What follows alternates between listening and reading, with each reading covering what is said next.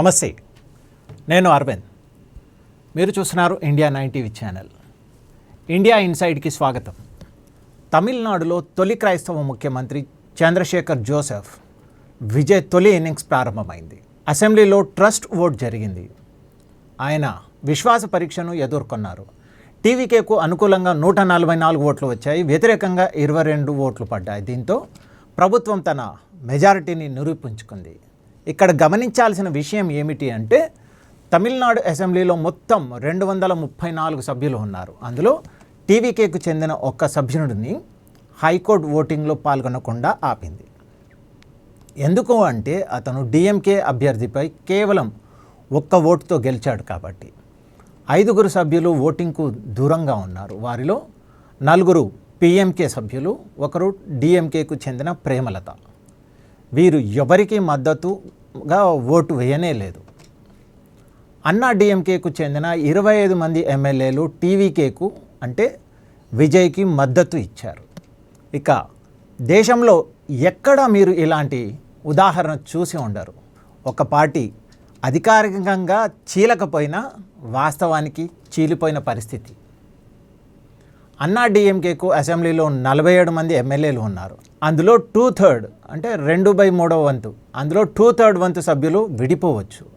ఈ విషయంలో కొంత స్పష్టత అవసరం ఉంది. చాలామందికి మరియు జర్నలిస్టులకు కూడా పూర్తి అవగాహన మాత్రం లేదు అని నా యొక్క ఒపీనియన్ మాత్రమే. 1985లో రాజీవ్ గాంధీ ప్రభుత్వం 52వ రాజ్యాంగ సవరణ బిల్లు తీసుకొని వచ్చింది. అందులో పార్టీ ఫిరాయింపులపై అనర్హత నిబంధనలను తీసుకుని వచ్చారు. ఒక శాసనసభ పక్షం లేదా పార్లమెంటరీ పార్టీకి చెందిన 3వ వంతు సభ్యులు విడిపోయినా వారు వేరే గుంపుగా లేదా పార్టీ ఏర్పాటు చేసుకోవచ్చని అప్పట్లో నిబంధన ఉండేది. అంతకంటే తక్కువ అయితే అనర్హత వేటు పడేది. కానీ 2003లో అటల్ బిహారీ వాజ్పేయి ప్రభుత్వం 91వ రాజ్యాంగ సవరణ బిల్లును తీసుకొని వచ్చి ఈ 1/3 వంతు నిబంధనను తొలగించేసింది. ఇప్పుడు రాజ్యాంగంలో 10వ షెడ్యూల్ ప్రకారం 2/3 వంతు సభ్యులు ఒకేసారి మరో పార్టీలో విలీనం కావాలి. వేరే గుంపు ఏర్పాటు చేసుకోవడానికి అవకాశమే లేదు. అంటే 2/3 వంతు సభ్యులు బయటికి వస్తే వెంటనే మరో పార్టీలో విలీనం కావాలి, లేకపోతే సభ్యత్వం రద్దు అవుతుంది. ఇప్పుడు తమిళనాడు అసెంబ్లీలో విచిత్రమైన పరిస్థితి ఉంది. అన్నా డిఎంకేకు 47 మంది సభ్యులు ఉన్నారు. 2/3 వంతు కావాలి అంటే 31 మంది కావాలి. కానీ ఇప్పుడు 2 వర్గాలుగా వీడిపోయారు. ఏ వర్గానికి కూడా 31 మంది మాత్రం లేరు. ఇక పళనిస్వామి వర్గంలో 22 మంది ఉన్నారు. వీరు ప్రభుత్వానికి వ్యతిరేకంగా ఓటు వేశారు. మరోవైపు షణ్ముగం నేతృత్వంలో రెబెల్ వర్గంలో 25 మంది ఉన్నారు. వీరు టీవీకేకు మద్దతుగా ఓటు వేశారు. ఇంకా నిబంధనల ప్రకారం చూస్తే ఈ 25 మంది అనర్హతకు గురయ్యే అవకాశమే ఎక్కువగా ఉంది. దీనికి 2 కారణాలు. మొదటిది, వీరు విప్ను ఉల్లంఘించారు. పళనిస్వామి ఇప్పటికీ పార్టీ జనరల్ సెక్రటరీ, ఆయనే అధికారిక విప్ జారీ చేయగలరు. ఆ విప్కు వ్యతిరేకంగా వీరు ఓటు వేశారు. సభలో విప్ను ఉల్లంఘిస్తే జనరల్గా సభ్యత్వం రద్దవుతుంది. కానీ దేశంలో ఇలాంటి ఎన్నో ఉదాహరణలు ఉన్నాయి. స్పీకర్ వద్దకు కేసు వెళ్ళాక సంవత్సరాల పాటు నిర్ణయం తీసుకోకుండా పెండింగ్లో ఉంచారు. ఎందుకంటే స్పీకర్ అధికార పార్టీకి చెందినవాడు. అలాగే మహారాష్ట్రను ఉదాహరణగా గుర్తు చేసుకుంటే ఉద్ధవ్ ఠాక్రే వర్గం దాఖలు చేసిన అనర్హత పిటిషన్ స్పీకర్ చాలా కాలం నిర్ణయమే తీసుకోలే. చివరకు సుప్రీంకోర్టు జోక్యం చేసుకున్న తర్వాత మాత్రమే నిర్ణయం వచ్చింది. ఇప్పుడు ప్రశ్న ఏమిటంటే, ఈ పళనిస్వామి ఏం చేస్తారు? ఆయనకు నాకు తెలిసి 2 మార్గాలు కనిపిస్తున్నాయి. ఒకటి, 25 మందిలో కొందరిని తిరిగి పార్టీలోకి తీసుకొని రావచ్చు, లేకపోతే మిగతా వారిపై అనర్హత పిటిషన్ వేయవచ్చు. అయితే ఈ అసెంబ్లీ 5 ఏళ్ల కాలంలో ఆ కేసుపై నిర్ణయం వస్తుందనే హామీ మాత్రం లేదు.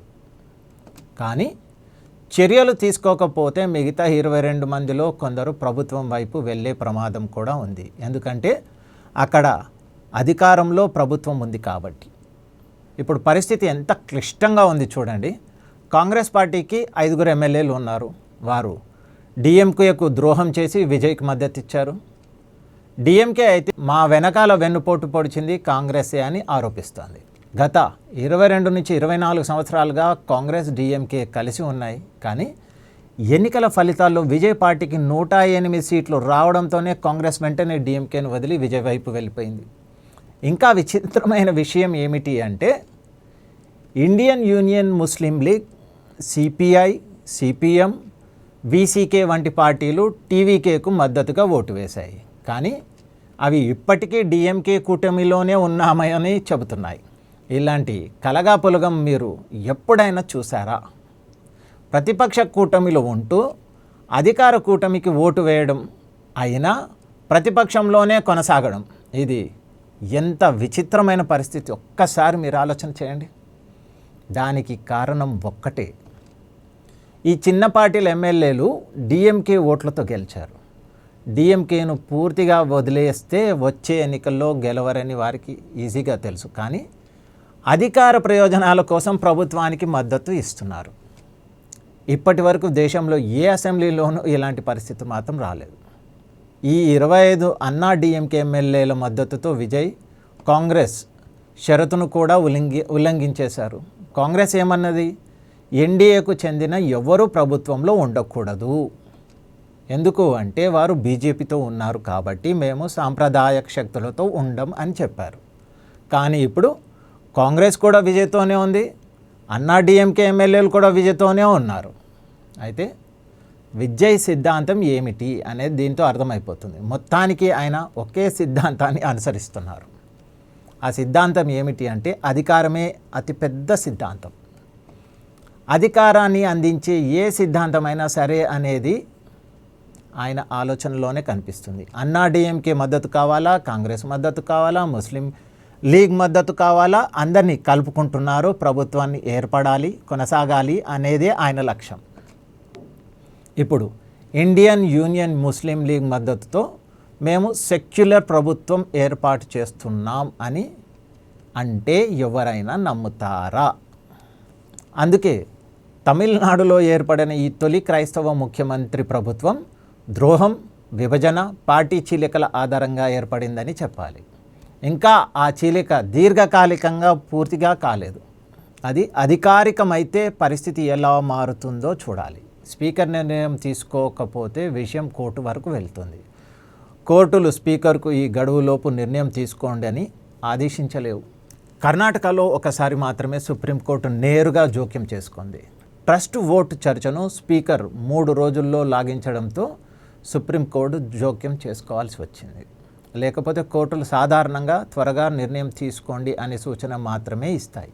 ఇక స్పీకర్ ఏమంటారు, ప్రతి ఎమ్మెల్యేను పిలిచి వాదనలు వింటాం, రికార్డు చేస్తాం, ఆ తర్వాత నిర్ణయం తీసుకుంటాం అని మాత్రం అంటారు. ఆ ప్రక్రియ ఎంతకాలం కొనసాగుతుందో ఎవ్వరికీ తెలీదు. సాధారణంగా అసెంబ్లీ కాలం పూర్తయ్యే వరకు కూడా సాగుతుంది. ఇప్పుడు కాంగ్రెస్ పరిస్థితి చూడండి. విజయ్కు రాజకీయ స్థిరత్వం కావాలి అంటే అన్నా డిఎంకే ఎమ్మెల్యేలు అవసరం. ఈ 25 మందిని తీసేస్తే విజయ్ కేవలం 119 ఓట్లు మాత్రమే మిగులుతాయి. దీంతో ఆ ప్రభుత్వం ఎంత స్థిరంగా ఉంటుందో అర్థం చేసుకోవచ్చు మనం. ఇక ప్రతిపక్ష నేత ఉదయనిధి స్టాలిన్ కూడా ఇదే ప్రశ్న లేవనెత్తారు. ఈ ప్రభుత్వానికి స్పష్టమైన ప్రజాభిమతం లేదు, ఈ ప్రభుత్వం ఎంతకాలం కొనసాగుతుంది అని కూడా అడిగారు ఆయన. ప్రభుత్వానికి మద్దతు ఇస్తున్న పార్టీలు కూడా బయట నుంచే మద్దతు ఇస్తున్నాయి. అవి ఎప్పుడు వైఖరి మార్చుకుంటాయో చెప్పలేం. అందుకే మొదటి రోజు నుంచే ఈ ప్రభుత్వ స్థిరత్వం ప్రమాదంలో ఉంది. టీవీకే ఎన్నికల్లో హామీలు కూడా భారీగా ఉన్నాయి. కానీ తమిళనాడు ఆర్థిక పరిస్థితి చాలా బలహీనంగా ఉంది. ఆ హామీలన్నీ అమలు చేయడం దాదాపు అసాధ్యం. అమలు చేస్తే అభివృద్ధి పనులకు డబ్బు మిగలదు, అంటే రాష్ట్ర అభివృద్ధి ఆగిపోతుంది. ఇప్పుడు ముఖ్యమంత్రి ముందున్న పెద్ద ప్రశ్న, ప్రభుత్వ స్థిరత్వాన్ని కాపాడాలా లేక ఎన్నికల హామీలు నెరవేర్చాలా? హామీలు నెరవేర్చకపోతే ప్రభుత్వం ప్రమాదంలో పడుతుంది, నెరవేర్చితే రాష్ట్ర ఆర్థిక వ్యవస్థ ప్రమాదంలో పడుతుంది. ఇంకా ఒక ముఖ్య విషయం, అసెంబ్లీ తొలి రోజే ఉదయనిధి స్టాలిన్ సనాతన ధర్మాన్ని పూర్తిగా నాశనం చేయాలి అన్నారు. విజయ్ ఆ వ్యాఖ్యలను వ్యతిరేకించలేదు. అంతేకాదు ఆ వ్యాఖ్యలను సభ రికార్డుల నుంచి తొలగించాలని కూడా ఆయన అడగలేదు. అంటే ప్రత్యక్షంగా కానీ పరోక్షంగా కానీ విజయ్ ఆ వ్యాఖ్యలకు మద్దతు ఇస్తున్నట్లే కనిపిస్తోంది. ఎందుకంటే ఆయన క్రైస్తవ మిషనరీల ఎజెండాతో ముందుకు వెళ్తున్నారని విమర్శలు కూడా వస్తున్నాయి. తమిళనాడులో క్రైస్తవ మతాన్ని విస్తరించడం, పెద్ద ఎత్తున మత మార్పిడులు జరపడం మిషనరీల పాత లక్ష్యమని చెబుతున్నారు. విజయ్ ముఖ్యమంత్రి కావడంతో క్రైస్తవ మిషనరీలకు పని మరింత సులభం అవుతుంది అని కూడా అంటున్నారు. డిఎంకే కూడా అదే కోరుకుంటుంది అని విమర్శలు కూడా వస్తున్నాయి. కానీ క్రైస్తవ మతం లేదా ఇస్లాం గురించి ఇలాంటి వ్యాఖ్యలు ఎవ్వరూ చేయరు. మొత్తానికి విజయ్ తొలి ఇన్నింగ్స్ దిశా నిర్దేశం లేని ఒక పడవలా కనిపిస్తుంది. ఆ పడవలో ఆయన ఉన్నారు, కానీ ఆ పడవని నడిపేవాడు ఎవరో, ఎప్పుడు వదిలి వెళ్తారో కూడా తెలియని పరిస్థితి. ముందుగా అన్నా డిఎంకే ఒకటేనా లేక 2 భాగాలైందా అనేది తేలాలి. ముందు 2/3 వంతు సభ్యులు లేకుండా ఎవరైనా విడిపోతే సభ్యత్వం రద్దవుతుంది. కానీ ఆ నిర్ణయం స్పీకర్ తీసుకోవాలి. స్పీకర్ సభ్యత్వం కాపాడలేరు, కానీ కేసును లాగించవచ్చు. ఇది ఎప్పటి వరకు అనేక రాష్ట్రాల్లో జరిగింది. రాజ్యాంగ సవరణల ద్వారా మార్పులు రాకపోతే ఈ పరిస్థితి కొనసాగుతూనే ఉంటుంది. ఒకవేళ రెబల్ వర్గం 2/3 వంతు అంటే 2/3 వంతు మద్దతు సంపాదిస్తే వెంటనే టీవీకిలో విలీనం కావచ్చు. అప్పుడు చిన్న పార్టీల అవసరం విజయ్కి ఉండదు. ఇక కాంగ్రెస్ అవసరం కూడా ఉండదు. అప్పుడు కాంగ్రెస్ ఎక్కడికి వెళ్తుంది? డిఎంకే తిరిగి కూటమిలోకి తీసుకోదు కదా. ఇది కేవలం విజయ్ విషయం మాత్రమే కాదు. కాంగ్రెస్ జాతీయ పార్టీగా తన మిత్రపక్షానికి ద్రోహం చేసి ఒక ప్రమాదకర సందేశం ఇచ్చేసింది. అధికారానికి ఎవరినైనా మోసం చేస్తాము అనే సందేశం. దాని మొదటి హెచ్చరిక అఖిలేష్ యాదవ్ వంటి మిత్రపక్షాలకే వెళ్తుంది.